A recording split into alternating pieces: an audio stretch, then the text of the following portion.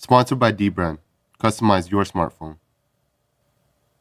All right, we got a fancy box here. It's from OnePlus. What a surprise. Now, at the time that I'm filming this video, I have not seen this device beyond the leaks and rumors and whatnot. But when you're watching this, the event has happened. So you saw everything. So just keep that in mind. But let's go ahead. Let's have the experience. Let's see what it's all about. Okay. Kind of a cool unboxing experience. Never settle. Ooh, okay. This looks like the OnePlus 7. Over here, we have the new Bullets Wireless. Bullets Wireless 2 is the reviewer's guide. Go beyond speed. Okay, so this is going to have all the specs. It's the OnePlus 7 Pro. There's your first look. Oh my goodness, we were right. Snapdragon 855, up to 12 gigs of RAM, UFS 3.0, 6.67 QHD Plus AMOLED. It has a 90 Hertz refresh rate display at 516 PPI. There is a night mode. I'm going to test that out, see what that's all about. 48 megapixel triple camera with an ultra wide angle lens and a 3x optical zoom. Warp Charge 30, 4,000 milliamp hour battery, dual stereo speakers, Dolby Atmos, haptic vibration, and a 10-layer liquid cooling system. Wow. My model, by the looks of it, Nebula Blue with 12 gigs of RAM and 256 gigs of storage. That's a lot of RAM. It's, of course, on par with flagship level devices. And when it comes to the processor, Snapdragon 855, I mean, what more can you ask for right now in this day and age? Okay, phone goes there. Bullets Wireless 2. These are, of course, wireless earbuds. Okay, so the headphones are $109, so they went up in price as well. Warp Charge 30 car charger. So you can bring your Warp Charge into the car, not just at home. That's kind of nice to have. The Warp Charge will charge up close to 50% of battery life on the 4,000 milliamp hour battery in about 20 minutes of charge. See that, Jack? The special unbox therapy knife?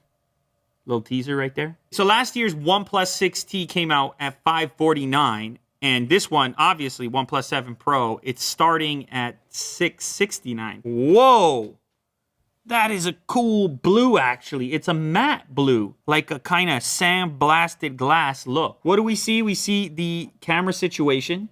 Triple lens setup on the back, a wide angle lens, we have a zoom lens. This is the thing now. You want to be in the flagship territory, which this one is getting awfully close with the price now at $669. It's very close, for example, to the Galaxy S10e, which I think a lot of people are going to compare this to. And so now it's like, okay, we're going to throw all the camera modules in there to compete at that level. Of course, the OnePlus motto has been flagship killer. I mean, not officially, but that's sort of how people have referred to this device throughout the years. So they try to bring those flagship level specs into a lower price point. And if this one can replicate a flagship experience or spec list, then that might be the move for you. Who knows? USB Type-C is on the bottom. We also have a speaker unit there. This thing apparently has stereo speakers, which I'm quite curious about. This up here, this is going to be the pop-up front-facing camera, of course. Not the first time we've seen it, but the first time we've seen it on a OnePlus device, and the first time we've seen it at this price point. Over here, we have the 3-stage switch that you're used to with OnePlus devices. I like that it has a texture to it and allows you to quickly switch between your audio profiles. All right, before I boot that up, also inside the package, Warp Charger power supply unit. It's a little hefty, but you know what it brings to the table. Very fast charging in the past. OnePlus has had some of the fastest charging, if not the fastest charging devices on the market. So you're definitely willing to make that sacrifice for the speed. Iconic red USB Type-C cable. And that's that. All right, let's boot this guy up. That is a full screen display. It does have a slightly, slightly more of a chin and a forehead, which is maybe they designed the wallpaper to hide that a tiny bit, but it's really, it's relatively insignificant, as you can see on this page right here. Never have we seen a smartphone targeted specifically at the North American market with no notch, no weird cutout scenario at the top at this price. You don't have to worry about any distraction. Now, you can also sort of see the speaker grill up there. It's very subtle. Maybe Jack can get a better look at it there. Boom. Right there. We got to check out the motorized front-facing camera option here. So flick this to the front camera and it should pop up. There it is. Very smooth, very quiet. There I am.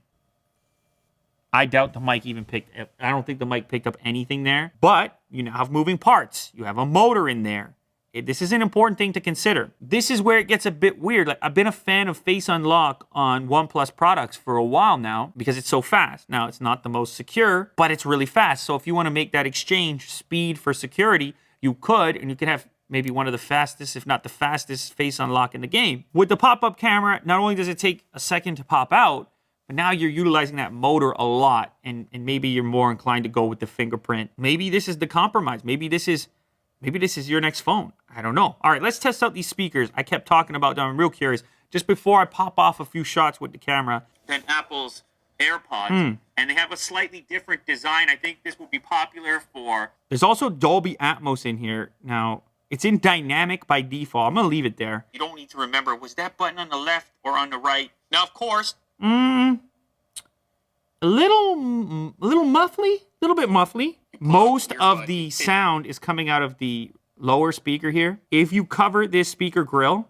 you're left with mostly high end out of the other side. So again, it's this thing where manufacturers are saying, okay, this is stereo speakers, but in reality, it's two speakers doing different things. And you don't want something. Let's just, I got to get to the bottom of this because is it my ears? I should know for sure. Huge. And you want something sweat resistant. Well, this has although 9 hours of wireless play, 24 hours with the charging case, sweat components and attributes. So I think I would give the clarity award here to the iPhone. Maybe it's a little bit more low end on the OnePlus, but possibly at the expense of clarity.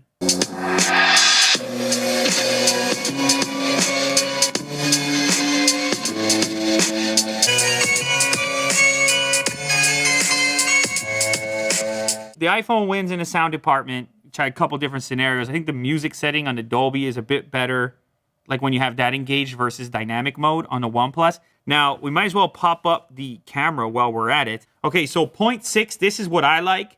This is cool. This gives you a really wide field of view, as Jack can kind of showcase there. Boom. Now, if I switch to the standard focal range, you can spot the difference. And then, of course, 3x zoom. What's the difference going to be?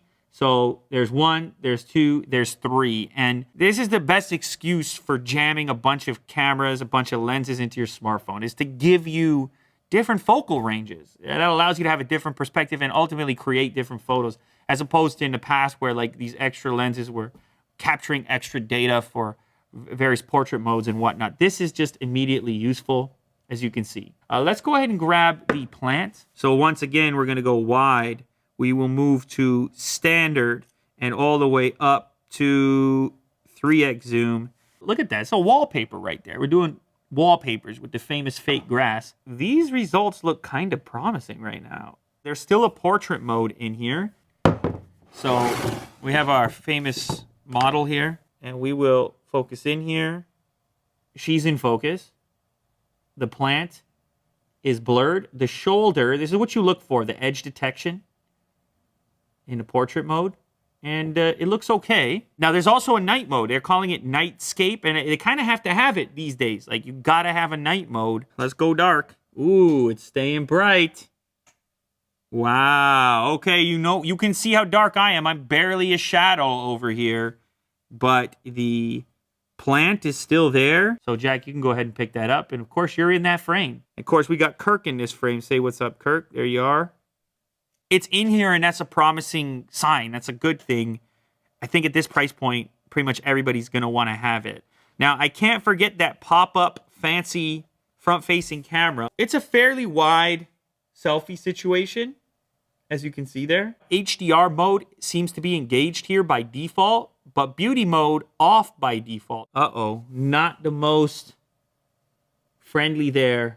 On the contrast, it blew out my cheek. Now, keep in mind, I take this same selfie with almost every smartphone that comes across here, so it looks to have a bit of an issue with dynamic range here. Now, maybe I can get it zeroed in on my cheek a little bit better. It's very sharp. The beard hair test is there.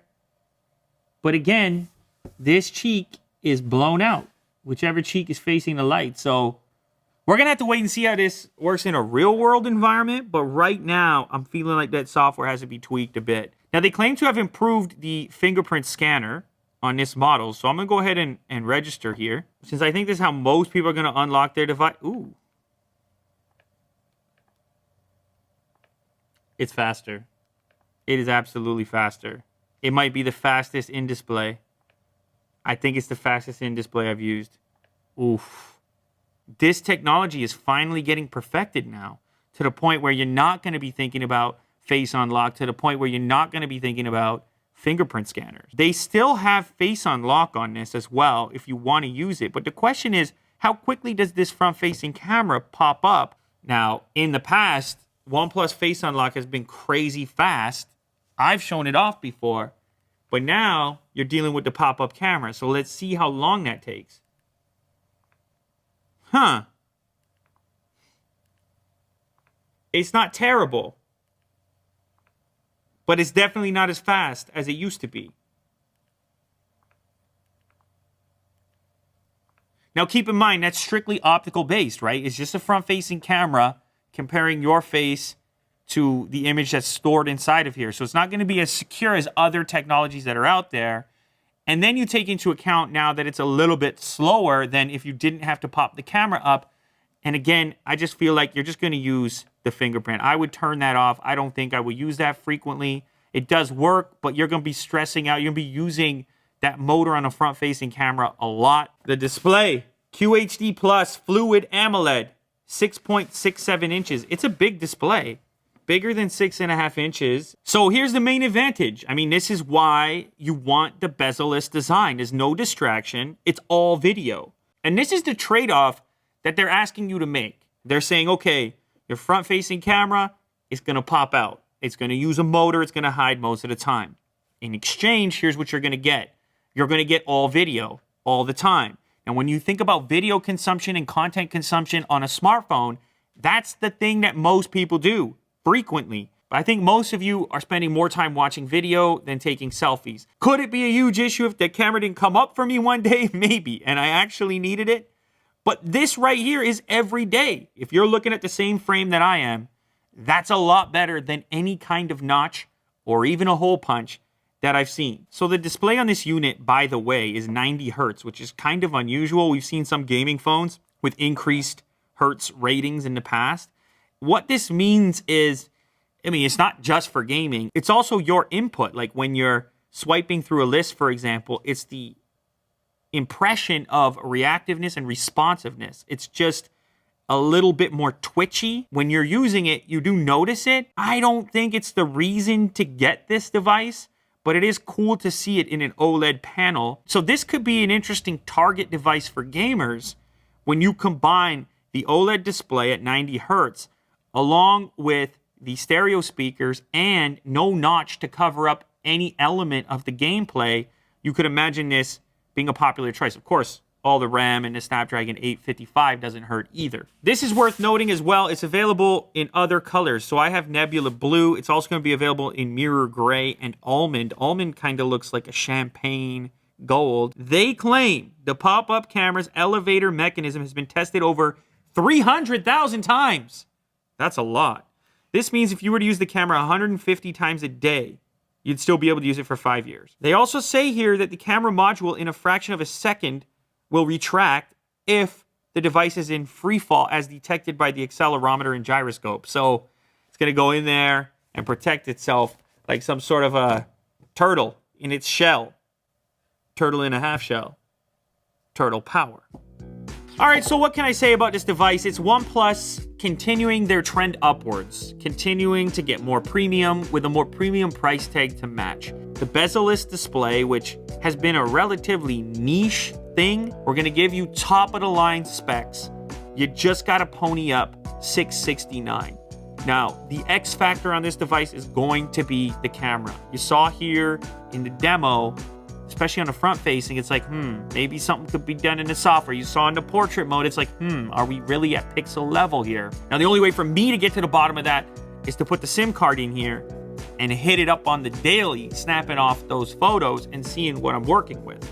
The rear camera looks promising even in this environment. I thought the plant shot, for example, looked pretty good. So here's the thing. If the camera can exceed my expectations in the real world, we're going to have a serious contender on our hands here.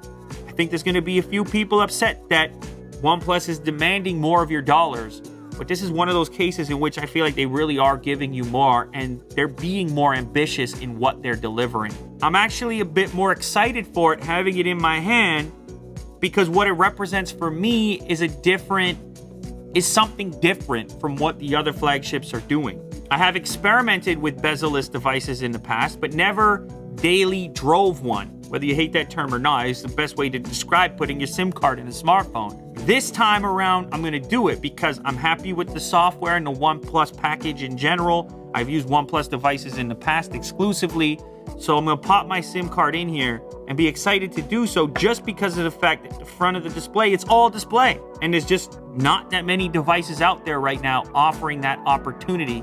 And definitely not a lot of devices targeting North America at $669 that offer up that opportunity. So I'm gonna be happy to slip my SIM card in here. I'll let you know about the camera later. But for now, that's the OnePlus 7 Pro. $669 starting price, Nebula Blue, Warp Charge, Snapdragon 655, up to 12 gigs of RAM, 4,000 milliamp hour battery, OLED display at 90 Hz. It's an interesting package.